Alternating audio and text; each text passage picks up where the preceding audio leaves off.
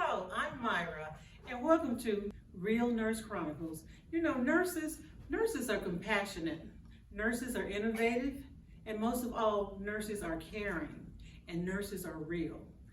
We would just want to share a few things that what we do in nursing, what we do, how we do it, and why we do it. As a nurse, I've been a nurse for, several years, most of my life. I started nursing in my community, unsolicited nursing, but nursing care as taking care of family members, community members, church members.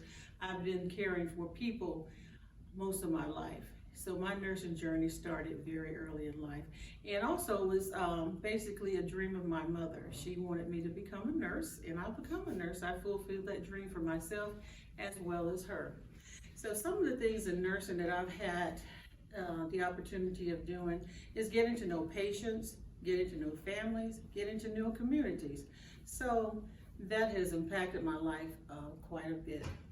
One of an experience that made me know that nursing was for me and that I was an advocate for people is an experience I'd like to share with you all. I had an incident where I had a 26-year-old patient, and his basic problem was pain. He was in what we call a sickle cell crisis. And when this happens, patients, what they really need is they need blood transfusions to get out the sickle blood, and so that the normal and natural blood can be present in their bodies, and that helps with pain. So the situations with sickle cell patients, they develop what we call a lot of antibodies. And when antibodies build up in their bodies, the blood donations that are provided for them has to go through a particular process before they can receive it. Well, this young man, it took a really long time for his blood to get processed. So there was a couple of days that went by before he could receive his blood transfusion. And in the interim, he cardiac arrested. And so we went through the process of doing all the things that go with cardiac arrest, the CPR, oxygen, all those things, ventilation, but none of that really helped him. And in the interim, the blood became available, but by that time, it was a long time had been down. So unfortunately, our patient did not make it through this. So that really impacted me. And what I realized about it on my way home the next morning, because I was working a night shift, I stopped at the store. I was going to get a few snacks, so that's comfort food. And so when I'm going into the store, a young lady comes out and she passes by me. She's coming out of the store. Of course, I'm going in the store, and she asked me, how are you? How are you doing? And normally, no matter what I'm going through or how I'm feeling, I usually preface it, I had a busy night or I had a busy day, there's a lot going on, but I'm fine. But when she asked me that, this time I couldn't muster that, and I didn't say that. My response was a total meltdown. I just cried, I started to boo-hoo, all of that kind of thing. And so she paused, she said, let's just stop. She said, what is your name? I told her, my name's Myra. And she said, let's just pause. Let's walk inside the store. Let me go in with you. She went in the store with me, and she just got the attention of everyone in the store. And she said, guys, this is a nurse, and she just had a bad night last night. She lost one of her patients, and she's really, really upset. So the people in the store began to come around me, and they just share different experiences with me, things that are going on with them as far as how they've experienced nursing when they've had family or they've been patients themselves. They said because the nurses really made a difference in their lives. So that made me feel so much better. I felt so appreciated, and I felt so loved. And that let me know that my heart was in the right place, that I was in the right field. And I share that because I think about the possibility, if I had not shared that day with one other person and they had not said what they had to say, maybe I would have bottled that situation up for such a long time. I don't know why that particular experience impacted me, but I do believe it was because of his mother, the way her response when she realized that her son had passed away, the way she cried out. I was feeling her pain. I was feeling the pain of another person. So I believe that that's part of my calling, sharing and experiencing with others the hardships, the good and the bad that we go through sometimes in life. And as a nurse, I get that opportunity very often. So that's why I wanted to come on today and share some of the things that nurses do, what we do, how we do it, and why we do it here on Real Nurse Chronicles. So today I have a guest here with me, and her name is Valerie. She's also a fellow nurse. Hi, Valerie. Hi, Myra. Would you like to share with our audience a little bit about your nursing journey, how you got started? Sure. Mine was kind of convoluted. When I was a little girl, about 7, 8 years old, I used to see this ship called the SS Hope traveling around the world, helping people who couldn't really help themselves, didn't have the funds or the opportunity for healthcare. And so I said, this is what I wanted to do. I wanted to be a physician. A lot of things happened in my life that deterred me from that road, but I initially went to school here in Atlanta, and at that time, the schools were not integrated. I did move to Rhode Island, and in Rhode Island, I had a counselor, my high school counselor. They claimed that I was not, or my education wasn't good enough. Basically, they were trying to put me back a grade because I attended a all-black school. My parents were adamant that I would not be kept back as grade or whatever. I decided, you know what, I want to go to college.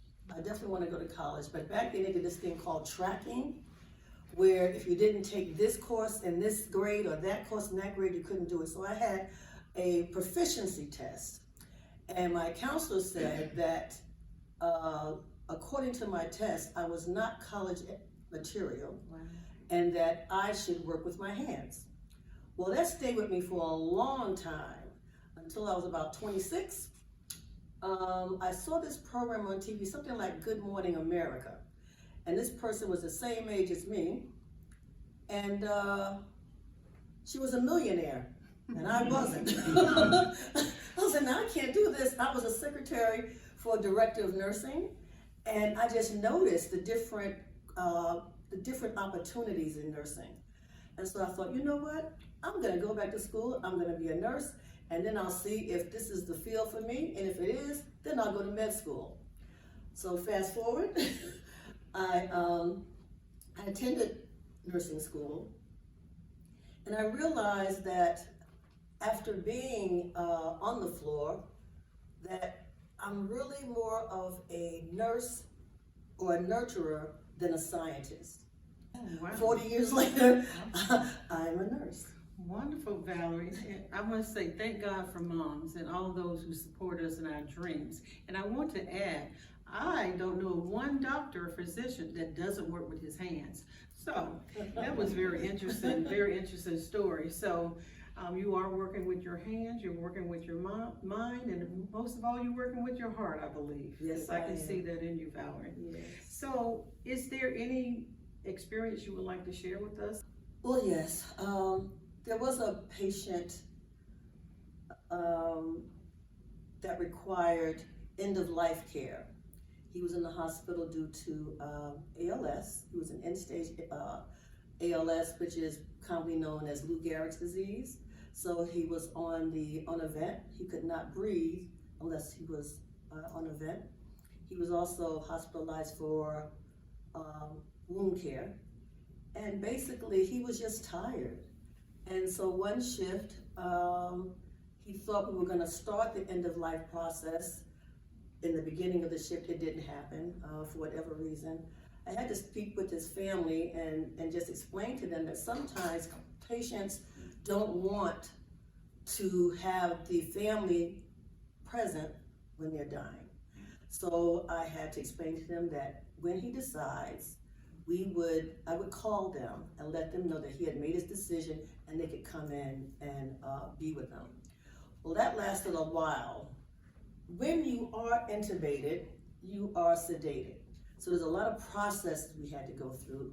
We had to wake him up. which is uncomfortable when you have a tube down your throat. With ALS, you can feel, but you can't move. So if you have a fly flying on your face or whatever, you can't bat it. You can't do anything, but you can feel the pain. So he was sedated. So in order to start the process, we had to wake him up, because legally you cannot give consent if you are under the influence of narcotics. So I had to bring a nurse in.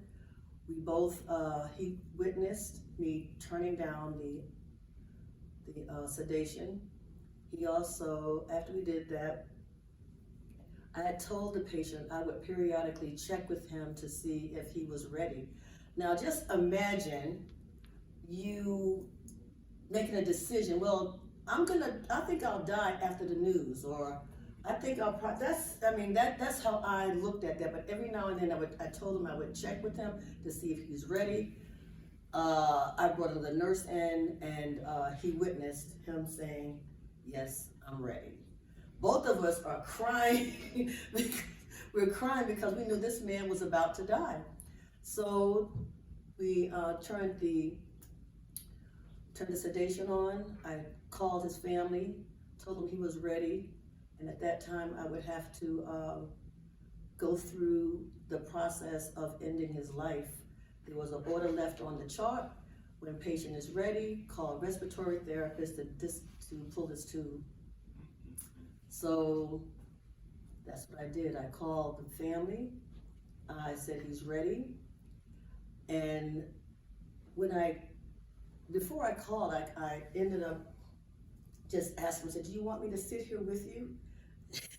And then he says, and I was like, wow, I felt my feelings hurt a little bit, like, oh, he's like, oh, whatever, I don't care if you stay with me or not. But I don't know what his presence of mind was, I didn't know. So I sat there for about 5 or 10 minutes and I just left. I didn't know if he wanted to be by himself. He didn't want his family there, so why would he want me there? So yeah, we did that. I called his family. His family came in and they pulled the tube, and that was it. And when I got off work, after all of the work, it took a lot to go through that death and dying process. But when I got off work, I got in the car and heard that Maynard Jackson had died. So I thought, this is a night I will never forget. And I never did. And then about 5 years later, I saw, I was in this health food or alternative health store, and this family members or some people came up to me and asked me if I remembered them. And I'm like, no, not really. They were the family members of the man that I had to, that I assisted in dying. So you never know how you will affect someone else's life. Wow. That's quite a story. That's quite a story. And I have to say to you as a fellow nurse, thank you for being there. Thank you for being there with that patient and that family and the other nurses around you. So oftentimes in life, we have to juggle situations and make decisions about, are we doing the right thing? Are we doing what we think is best? But in a situation like this, it's not about what we think is best. It's a decision that has been made by an individual, and we are there to best carry it out as we can. Like I said, nurses are compassionate, nurses are caring, nurses are resilient. You are a resilient young woman. Thank you, Valerie. Thank you.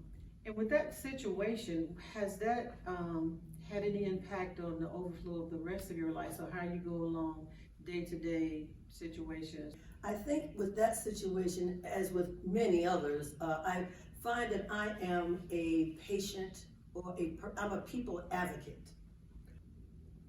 I don't put my needs before everyone else's. I really try to accept people where they are. Say that I'm more of a nurturer than a scientist. And the doctor, when I wanted to be a doctor, doctors, they come in and they check the all your stats and all that kind of thing. Most of the time, it's how's the patient doing today. They go in and assess the patient for a minute. That's it. I like the bedside. Yeah, I like the bedside. I like actually taking care of the patient, sitting down and listening to them. Yeah, I like PM care.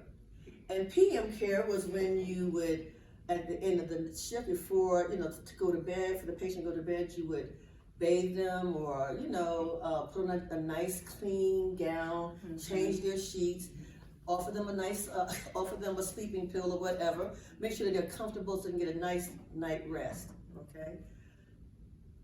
You're not taught that in nursing school now. That's not a service that they know now. With all the integral things that we do and all the painful things that we're doing, the things that I got most satisfaction was from bathing them. We did baths, yeah.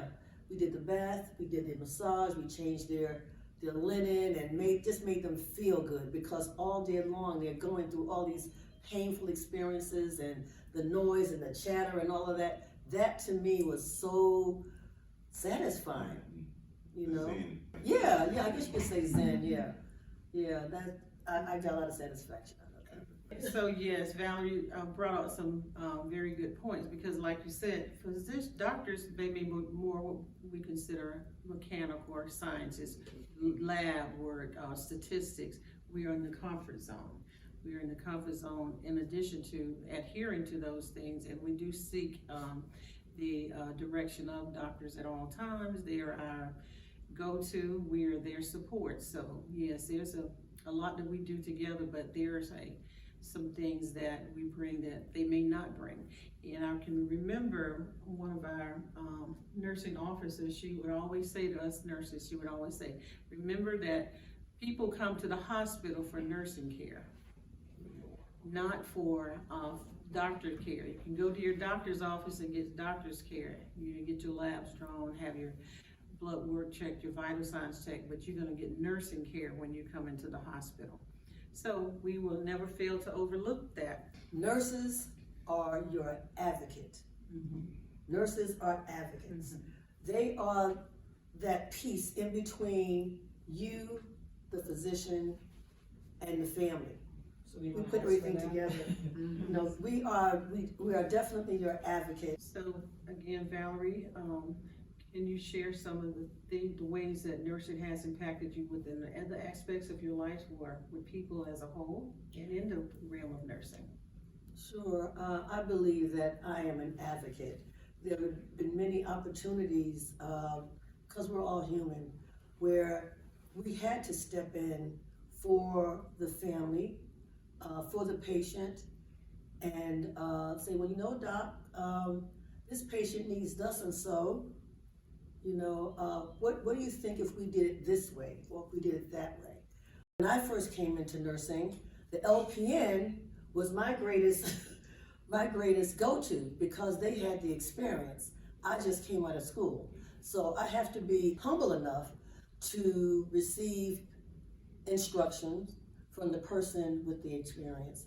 So when I say we are advocates, we have to do the same thing when it comes to the physicians, the new residents, family members who require or want 90-year-old grandmama to stay on the vent when she doesn't want to, when she's uncomfortable. She's ready to go. So there's a way we have to travel down that road to explain to the family, like, this, mama is suffering. And I know it hurts you for her to go on, but right now we have to think of mama. And sometimes the physicians may have that mindset, but sometimes they don't, because they don't see the patient. They don't see the patient all day long. They don't hear them whining or trying to get loose or whatever. So yes, we do have to advocate, and nursing has proven to me that I am a strong advocate in many other situations. So yes, I'll just say that. Thank you. Advocacy is quite important, and like you said, when we advocating so much at the bedside with patients, that helps me to be able to advocate for someone that I would see out on the street. They have a flat tire. They may look confused inside of a store. Can I help you? You okay? So advocacy, you're right, Val. That's one of the things we do. Nurses, we are real. So today, I really, really appreciate you, Valerie, for being here, sharing this with me, sharing this experience, and I hope that you would come back and share more with us as we go forward. And as I said, nurses, we are resilient, we are compassionate, we are resilient, and we are real. So thank you for joining us today on Real Nurse Chronicles with Myra. So join us again on WAUX TV on Roku.